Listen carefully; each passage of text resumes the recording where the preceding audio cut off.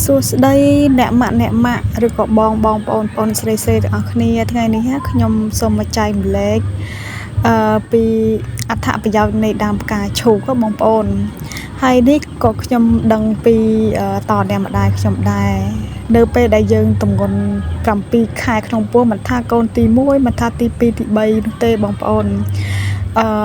អត្ថប្រយោជន៍នៃផ្កាឈូកនេះគឺថានៅពេលដែលយើងទម្ងន់7ខែគឺអ្នកម្ដាយខ្ញុំគឺគាត់បង្រៀនឲ្យដាំផ្កាឈូកនេះញ៉ាំបងប្អូនតែក៏មិនមែនញ៉ាំអីអាគ្រប់7 8ខែនោះដែរគឺញ៉ាំត្រឹមតែ2ទៅ3ថ្ងៃអីទេបងប្អូនហើយគឺដើម្បីឲ្យនៅពេលដែលយើងសម្រាលកូនមកស្រួលគឺពុំមានការឈឺចាប់បងប្អូនហើយនេះគឺខ្ញុំ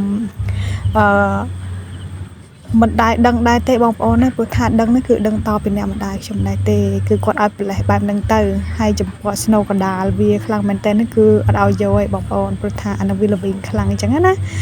គឺខ្ញុំបកតែសន្ទាប់ខាងក្រៅទេបងប្អូនគឺសន្ទាប់ធំណា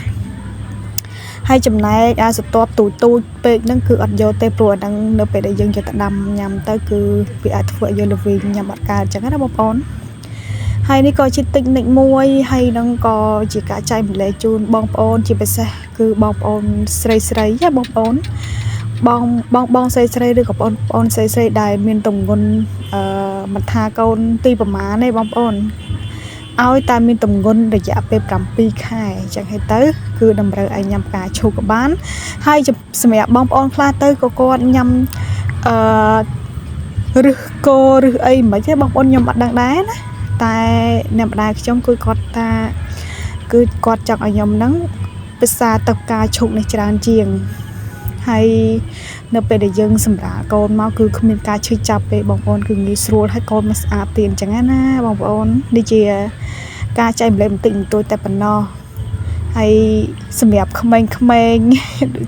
សកលក្រៅដូចខ្ញុំក៏អត់ដឹងដូចគ្នាដែរហើយនៅពេលដែលញ៉ាំបាន1ថ្ងៃ2ថ្ងៃអីបងប្អូននិយាយពីថាទឹកគឺឡើងពណ៌ស្អាតខ្លាំងមែនទែនគឺរបៀបដូចជាទឹកតែបន្តិចដូចជាតែក្រូចឆ្មាបន្តិចអីបន្តិចចឹងណាបងប្អូនគឺថាក្លិនឈ្ងុយហើយគឺឆ្ងាញ់ទៀតផងបងប្អូនបើសិនជាបងប្អូនដែលមិនដែលដឹងសោះណាបងប្អូនអញ្ចឹងហើយទៅខ្ញុំក៏បានធ្វើវីដេអូនេះចែកម្លែកដល់បងប្អូនដែលគាត់មិនដែលដឹងសោះដូចតែខ្ញុំដឹងដូចតែខ្ញុំអញ្ចឹងដែរអញ្ចឹងណាបងប្អូនហើយនេះទឹកគឺថារៀងតិចឯងអញ្ចឹងហើយទៅខ្ញុំនៅពេលដែលដាំនេះគឺអត់ដាំច្រើនណាបងប្អូនយើងដាក់តែ1ផ្កា2ផ្កាឬក៏3ផ្កាយើងដាក់តែប៉ុណ្្នឹងឯងបងប្អូន